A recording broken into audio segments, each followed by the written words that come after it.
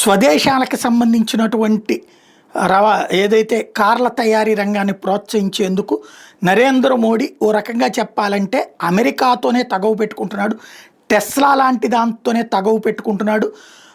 ఎందుకయ్యా అంటే ఇప్పుడు తాజాగా టెస్లా కార్లు వాస్తవంగా ఇదివరకు ఉన్నటువంటి లెక్క ప్రకారం అయితే కనుక ఆపేయాలి, కానీ మోడీ రాణిస్తున్నాడు. చూసారా దుర్మార్గం, భయపడిపోయాడు అమెరికాకి అని చెప్పేవాళ్ళు ఉన్నారు. అది వాళ్ళ యొక్క తెలివి తక్కువతనం అనాలి. ఎందుకంటే ఇప్పుడు ఇదే టెస్లా కారు అమెరికాలో 32 లక్షలు, చైనాలో 30.5 లక్షలే ఇండియన్ కరెన్సీ లెక్కన, దుబాయ్లో 45 లక్షల రూపాయలు.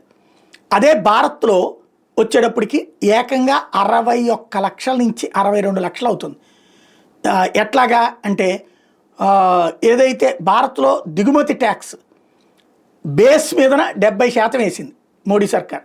అంటే 19.5 లక్షలు ట్యాక్స్ కట్టాలి దిగుమతి సుంకం. ఇదివరకు 200 ఉండేది, అది తగ్గించింది 70%. అదే సందర్భంలో అంటే 20 లక్షల రూపాయలు ఇంపోర్ట్ ట్యాక్స్ కట్టాలి. జిఎస్టీ 28%, అంటే 7,75,000. జిఎస్టీ కాంపెన్సేషన్ సెస్ వేసింది, అదొక 2,75,000. టోటల్గా ఎక్స్ షోరూమ్ ధర 59.89 లక్షలు, ఆన్ రోడ్డు ధర 61.07 లక్షలు. అంటే 30 లక్షల కారికి 30 లక్షల పన్ను అనమాట. ఇది వేసింది. అంత పెట్టి డబ్బులు పెట్టి కొంటారన్నదే ధైర్యం టెస్లా వాడికి. మరి ఏం చేస్తారు చూడాలి.